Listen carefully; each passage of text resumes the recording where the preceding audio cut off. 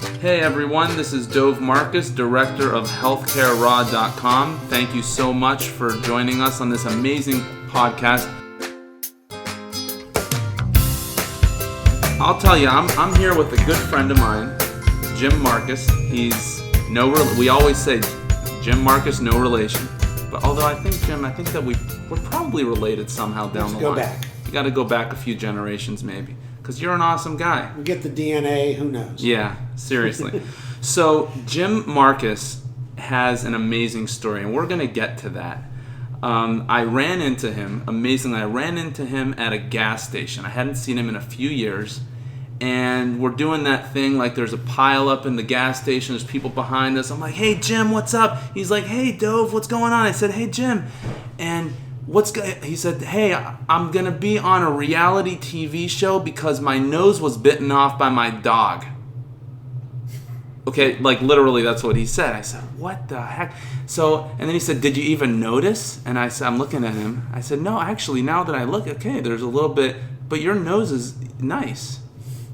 So anyhow, I said, Jim, I'm making this podcast and I'm talking to people and I'm trying to encourage people and I'm learning about different stories and we all go through different things in life. Come on the podcast. And Jim, what did you say? I'll be happy to be on the podcast. And here we are. So, Jim, let's get right to it. What happened?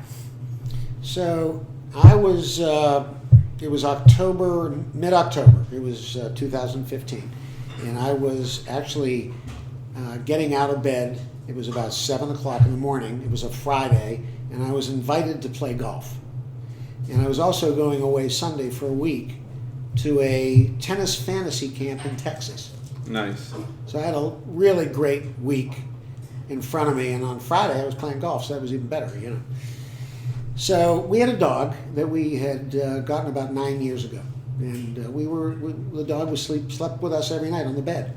His name was Zeus, and he was sleeping, and I went to give him a kiss, which I've done many times, you know, and I thought actually that the dog was awake, but apparently he wasn't because he's startled. And he bit my nose off. So he bit your nose off? He bit about 2/3 of my nose off, including the very front of it. So I imagine, did it hurt? It stung a little bit. It wasn't, excruciating bullet-like pain, but it was enough I screamed. Right, did you realize, that it was gone? Yeah, because I ran by the mirror into the bathroom to get a towel so I could put it over my face and my nose to stop the bleeding. Right. And I caught a glimpse of myself in the mirror. And it was not pretty. Blood coming down your face. Terrible. Huh? It was terrible. God. So Marlene, my wife, jumped out of bed and called 911 immediately. Right.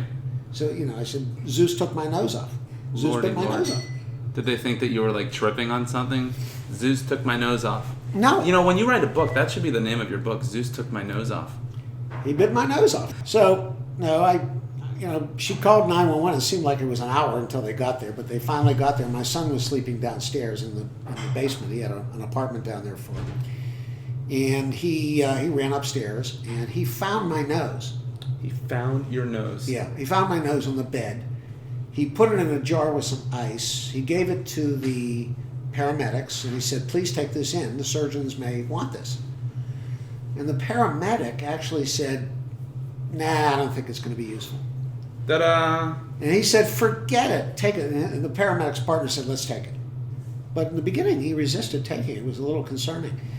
Because when I did get to the hospital, the doctors came in and said, Jim, we're going to take you into the OR. We're going to try to sew this nose back on.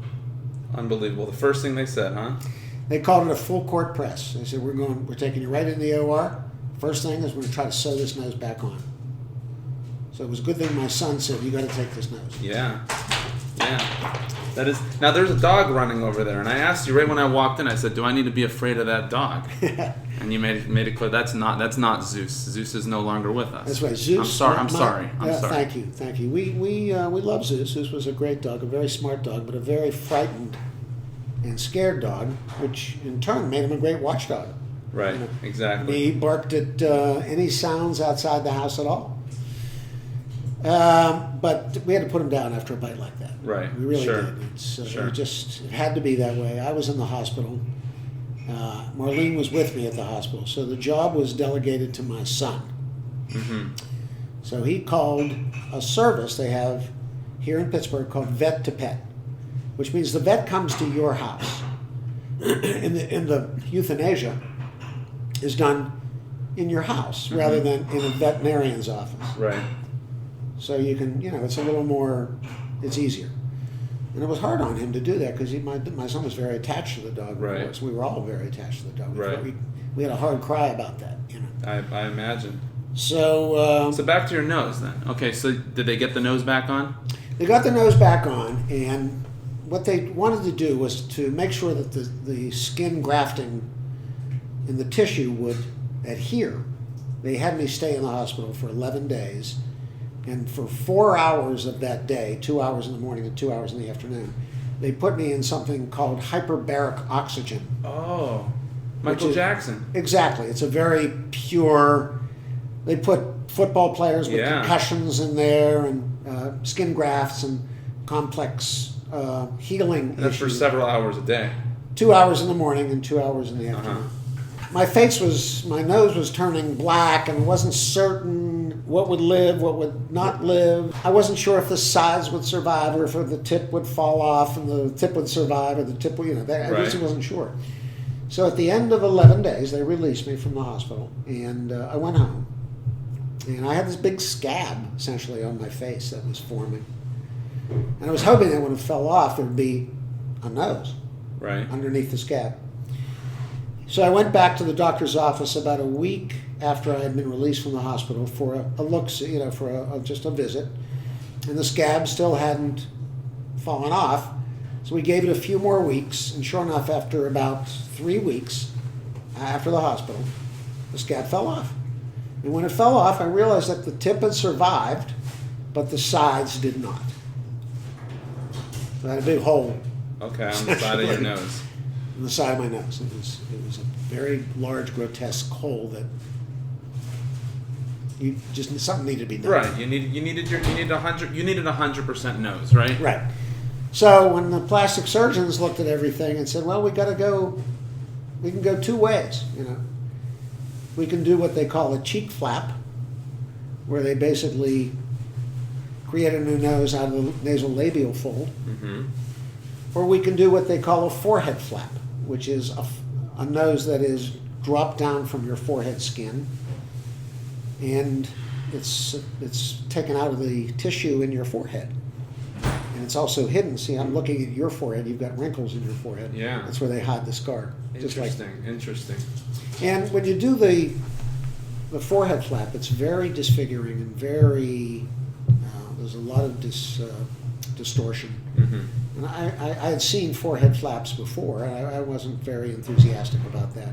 The cheek flap idea seemed the best way for me to go. And my surgeons kind of agreed. I think in their heart they wanted to do a forehead flap, but they decided since the tip survived, they would fill the side with a cheek flap. So we went along with a cheek flap. And that was another 3 surgeries. Wow. To reconstruct that. Sure. And there were stents and things. And finally, my last surgery was June of 2016. June 24th, as a matter of fact. So it was not quite a year from the bite itself. And I had that, I completed that last surgery in June. And I remember going back into his office about 2 weeks later for them to see how it all looked. And I was kind of surprised because he said to me, I think I've taken you as far as I can take you. Mm-hmm.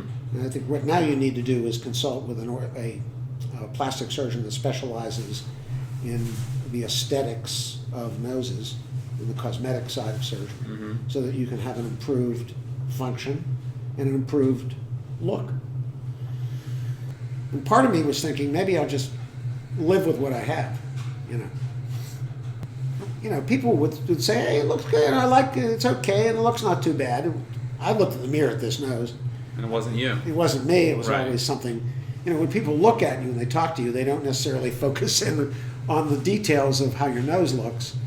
But if you did, you would definitely see there was some problems there with Right. my nose. You know, I could have told people it was an old hockey accident. Yeah. You should have seen the other guy, right? Right. We got into a fight to see the other. Yeah. And then a cousin of mine and a friend of mine in Seattle, actually a friend of mine in Seattle, was very up on things, said, you know, Jimmy, you ought to go and talk to these plastic surgeons out in Hollywood, in Beverly Hills, because, you know, that's the mecca of plastic surgery. That's right, where, sure. you know, the really great plastic surgeons in that Los Angeles area are. And there's two that actually have a television show that they appear on. It's a reality TV show called Botched.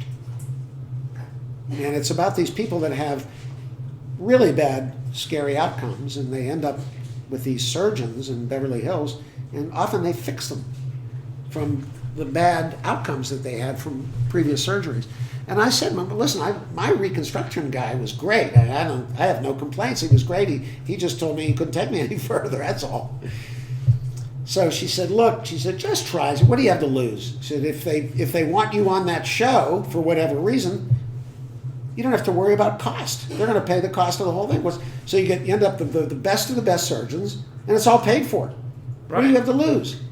And I said, you know what? It's just, you know, I can't see me being on a reality TV show.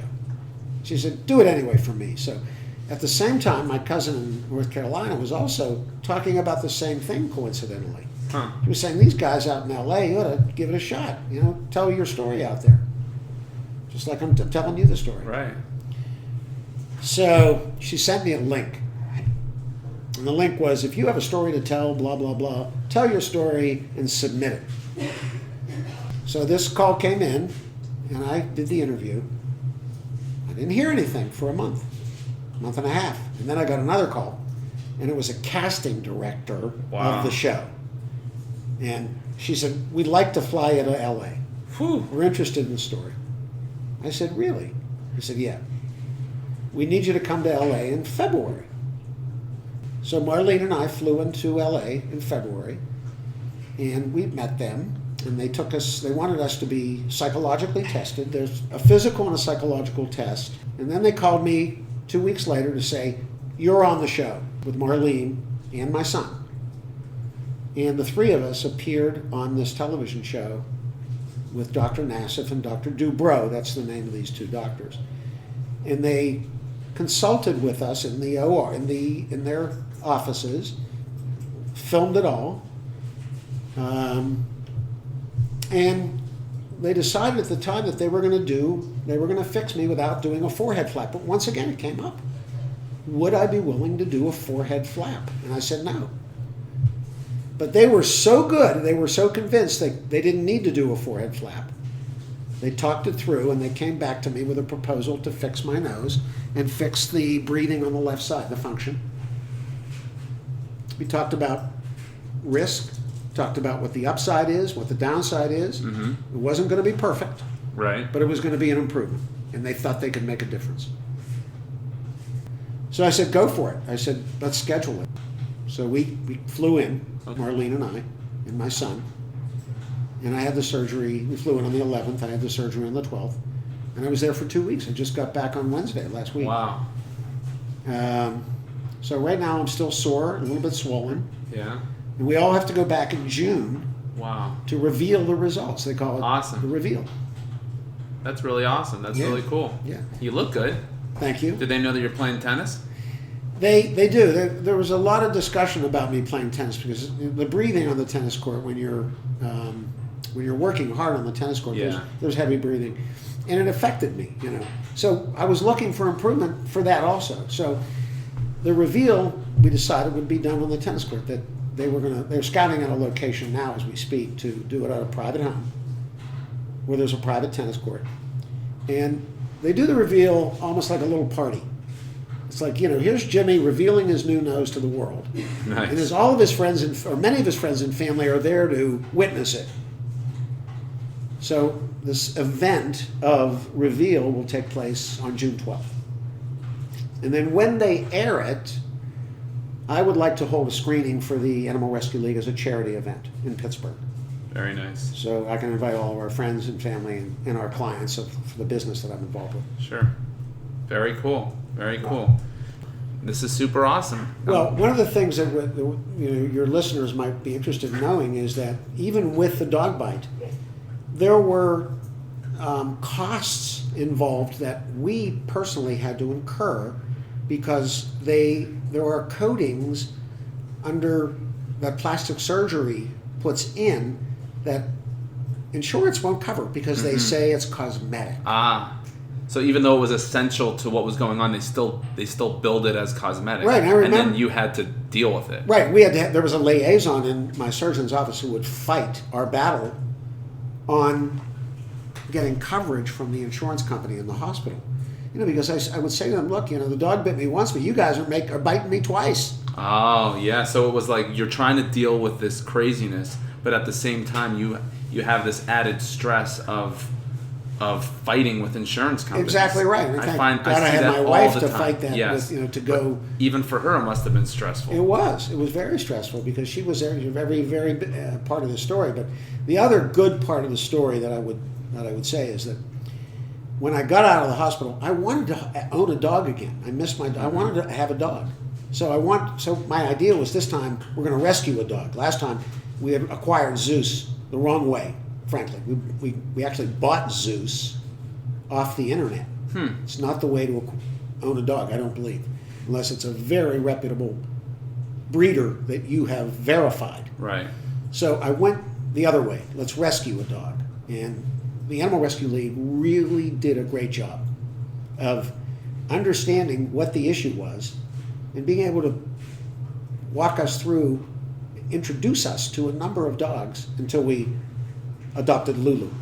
Awesome. So this whole thing I'm going to turn into a charitable event in the screening of the show for Animal Rescue League. Fantastic. That's Good luck to you, Jim. Thank you. It's good to see you, and I'll follow what's going on over here. If your listeners can come down when it's screened, make them aware, they'll be able to see the show. Fantastic. Thank you, Jim. Have a great afternoon. And listeners, when this comes out, when Jim's show comes out, it's still in the process, but I'll let you know. We're gonna follow Jim together. All right, thanks, Tom. This is a production of Healthcare Raw Podcast. Visit us at healthcareraw.com.